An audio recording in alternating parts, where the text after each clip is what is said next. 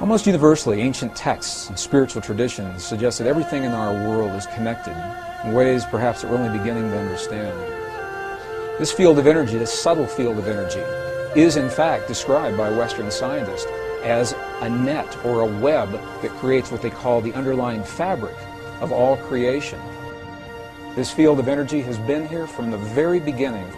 It is an intelligent field, an intelligence that responds deeply to human emotion. We must feel the feeling as if the prayer has already been answered. And in that feeling, we are speaking to the forces of creation, allowing the world to respond to us, allowing this field, the quantum hologram, the mind of God, to respond to us with what it is that we are feeling within our hearts.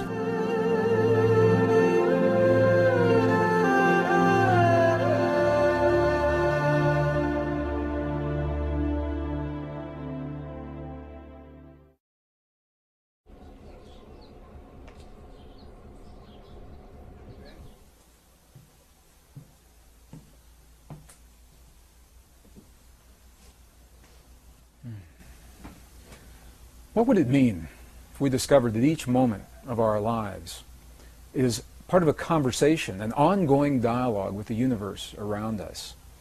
What if everything that happens in our lives, from the healing in our bodies to the peace of our world, to our marriages, our families, our romances, our divorces, all the things that we see as life in each moment of every day, what if they're a reflection of this intelligence, this field of energy that the ancients described in their language, and now that Western science is beginning to describe in a language that we recognize? Well, a growing body of scientific evidence suggests this is precisely the way that our world works. That the world, in essence, is nothing more and nothing less than a reflection of what we have become from within, our thoughts, feelings, emotions, our beliefs, our prayers. Princeton University physicist John Wheeler suggests precisely this concept in an interview recently. What he said was that we live in what he calls a participatory universe. That rather than thinking of the universe as something that's already created and that we're plopped down in the middle of it having these experiences, what Dr. Wheeler is suggesting is that the universe is a result of what we are doing in our lives. He says we're tiny patches of the universe looking at itself and creating itself along the way. Now, this is a radical concept because it suggests that when we look into the world of the quantum atom for that most minute, ultimate particle, we may never find it.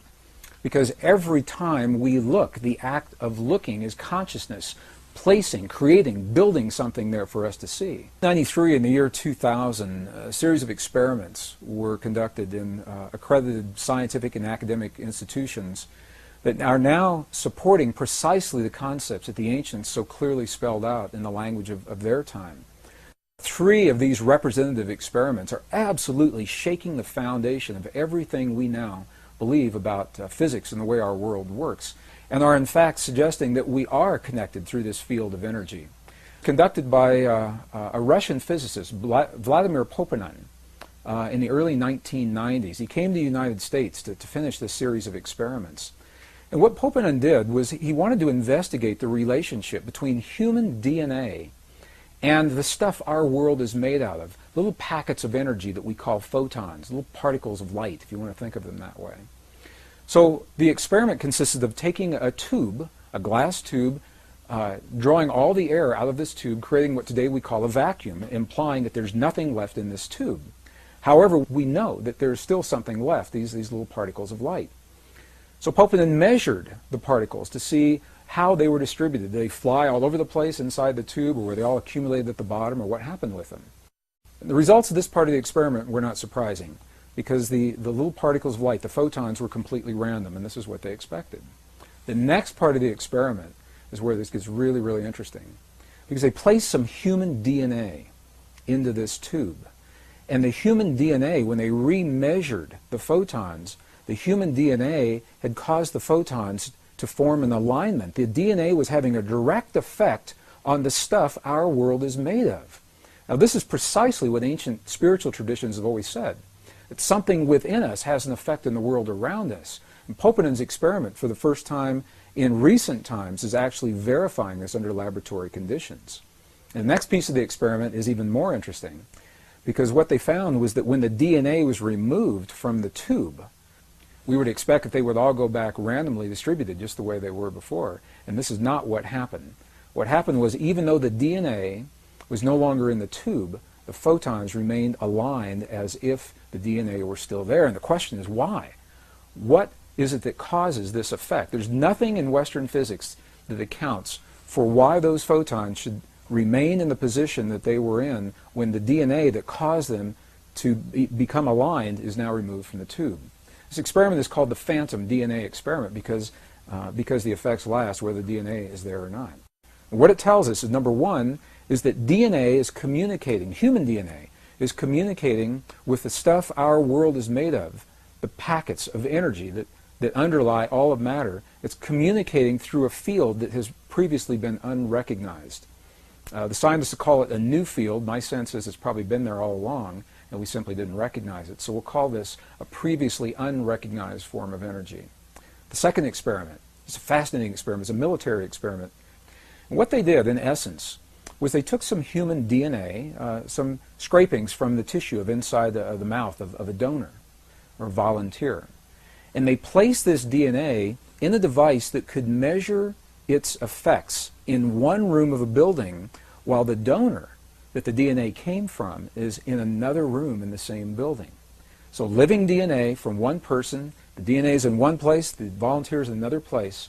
And what they did was they subjected the volunteer to what they called emotional stimulation that would elicit genuine responses of emotion, of joy or sadness or fear or anger or rage in one part of the building, and they were measuring the DNA to see if the DNA would affect to the donor's emotions. Now, why would it? In Western physics today, there's absolutely nothing that suggests that that DNA is still linked to the donor on the one hand. And on the other hand, as they conducted these experiments, what they found was just the opposite. What they found was that when the donor was having his emotional peaks and valleys in one room, the DNA was having its emotional peaks and valleys in another room at exactly the same time. And we hear about experiments like this. We think of an energy that's being transmitted from point A to point B. And if the energy comes from one place and has to get somewhere else, you would expect that there would be a lag time, a little bit of time between when the emotion is created and when the DNA is responding. That's not what happened. What happened in these experiments, and this is very, very key to where we're going as we begin talking about the power of prayer. What happened in these experiments is that the effects were simultaneous. They were instantaneous. The instant that the donor was having his emotion, the DNA was already affected as if there were no transition time between the two. Well, these experiments were first conducted within rooms that were separated by distances of maybe 50 feet. Later experiments, however, were conducted where the DNA and the donor were separated by hundreds of miles, hundreds of miles. I had the opportunity to meet the designer of one of these experiments, Dr. Cleve Baxter, and he shared with me one of the experiments that he had designed where the donor was in Los Angeles, but the DNA was in Phoenix, Arizona, almost 400 miles apart. And the effects were precisely the same. Whether they're in the same building or separated by 400 miles, the effect is instantaneous. This opens the door to all kinds of possibilities as to how that DNA remained linked to the donor. What it says to us, once again, is that we're communicating with DNA through our emotions, and that whether the DNA is within our bodies or we're separated by distances of hundreds of miles, the effect is the same. We call this a non-local energy. It means it's everywhere all the time because the energy doesn't have to travel from point A to point B. So the third experiment was conducted again in the early 1990s by the Institute of Heart Math, a pioneering research organization based in Northern California that are exploring the human heart is much more than simply as a pump that moves blood through our bodies. And although our hearts do precisely that, it may be the least of what our hearts do. They're discovering that our hearts are the strongest magnetic field in our bodies, and the electromagnetic field that is produced by our hearts has an effect that extends well beyond our bodies. The Heart Math Institute had earlier discovered that around every human heart there is a field of energy shaped like a tube. It's called a tube torus, and extends between 5 and 8 feet beyond the human heart.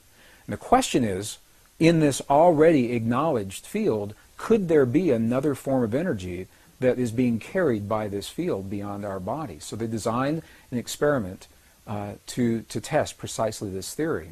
This is no surprise. They took some human DNA and they isolated the DNA and asked individuals that were trained to feel what are called coherent human emotions, very clear emotions of love, appreciation, compassion, or anger, rage, and hate, to have those feelings on demand.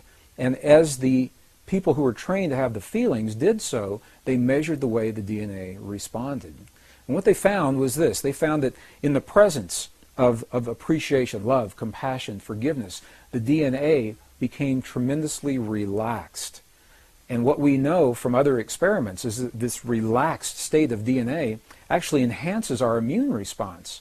When you ask people what it is about the feelings of love and compassion that give us our high immune response, this may begin to tell us why, because the DNA is relaxed and actually allows certain portions of those little switches, if you want to think of them that way, to be enabled or turned on.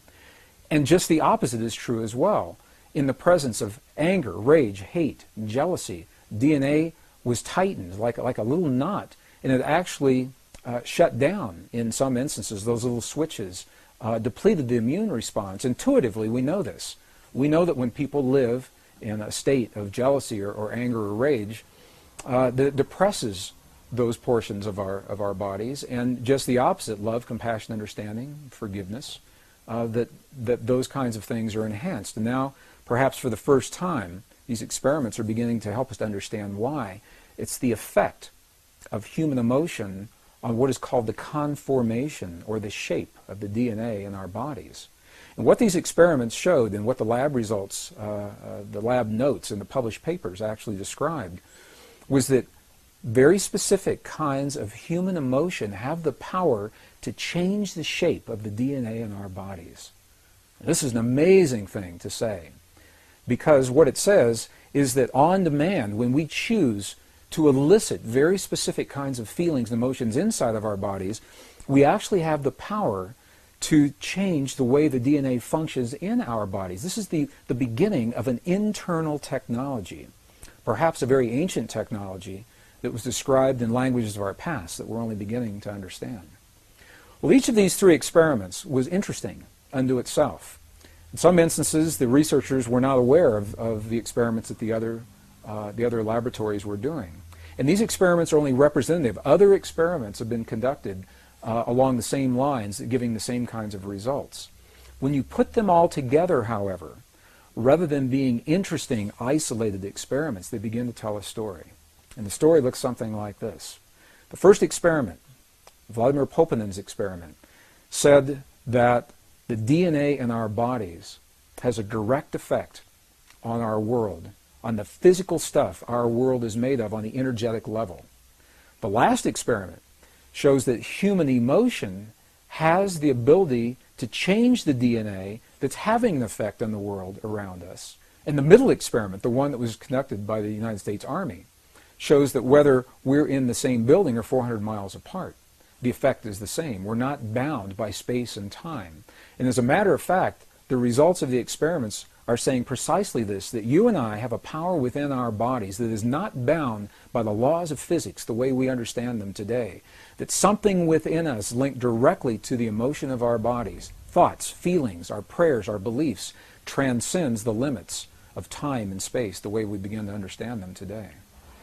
In 1972, 24 United States cities were used to conduct an experiment where people were trained to feel the feeling of peace in a very specific manner, and they were strategically placed in these cities. Each city had populations over 10,000 people. And these were documented in some of the very well-known TM studies that were done back in the early 70s. And what happened was, during the time that the people were feeling the feelings of peace, in the community around them, beyond the buildings where they were having their experience, the communities experienced statistically measurable reductions in crime. Violent crimes against people, traffic accidents declined. In some cities like Chicago, where the stock exchanges, the stock market soared while peace was in place. And when they stopped their prayers, all those statistics reversed. And they did this time and time again to such a degree that the effect could be measured, and it was applied in an even greater experiment that was documented in the Journal of Conflict Resolution, 1988. In the late 1990s, I had the opportunity to do precisely that. When I saw the footage documenting the healing of a life-threatening condition within the body of a living woman using precisely the kinds of techniques that we're speaking about right now. For me, it was this kind of information that took this lost modality of prayer out of the realm of academics and into something that's very real that we can apply in our lives. I had the opportunity during that time to see some video footage of the healing of a 3-inch diameter bladder cancer inside the body of a woman who, by Western medical standards, had been diagnosed inoperable. So in the video documentation, the film shows a woman lying on in a hospital room. She's fully awake, she's fully conscious, she believes in the process that's about to happen. Before her, there is an ultrasound technician who is running an ultrasound wand over her lower abdomen that we can see on a split-screen television. And on the left-hand side of the screen, they do a snapshot, a freeze frame of an instant in time for reference, so we can see what her condition looked like in that instant in time. On the right-hand side of the screen, we are able to watch real time as 3 practitioners stand behind her, working with the energy in her body and with the feelings in their bodies. And what they do is they begin to chant a word that to them they've agreed upon, that reinforces the feeling within them that she's already healed. The chant essentially says, already healed, already done. And as they begin to have this feeling and to say these words among themselves, on the computer screen, on the television screen, we can watch in real time this cancerous tumor as it disappears in less than 3 minutes real time. It's not like time-lapse on a documentary where you see a rose unfold in 30 seconds in something that normally takes days. This literally happens in less than 3 minutes. Her body responded to the feelings of the practitioners who were trained to have the kinds of feelings that they were having. And all they were feeling was the feeling of what it feels like to be in the presence of a woman who is already healed, fully enabled, fully capacitated. They were not seeing her as a woman who was sick, and they weren't saying, bad cancer, you've got to go away. It's a very, very different way of thinking about things, and it's a very graphic example of precisely how this principle works. I had the opportunity to speak to the gentleman, Luke Chin, that actually created this film. And I asked him a question. I said, what if those 3 practitioners weren't there? I said, could this woman have done this? Could any of us do this on our own? And he smiled at me when I asked him the question. He said, Gregg, in all probability, she probably could have done it alone. However, there's something about us humans in that we seem to feel more empowered and stronger when we're supported by others in the things that we believe in and in the things that we choose to accomplish. So what does this information say to us today, really, about the way we live our lives and what we see happening in our world? Well, at the very least, what it says is that there's something out there. There's a field, a living intelligence that links, it connects everything in creation, excluding nothing.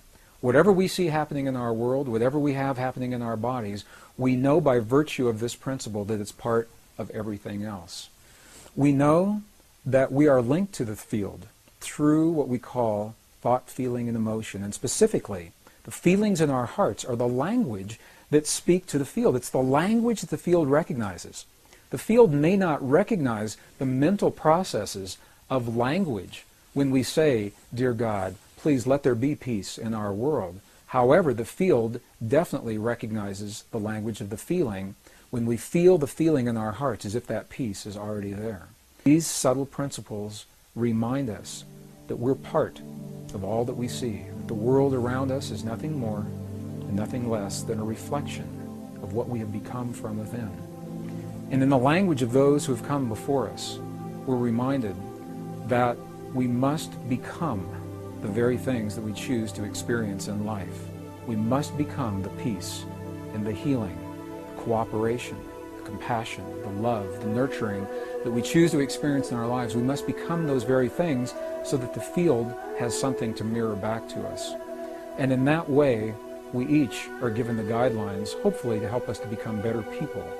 And as we become better people in that way, we build a better world.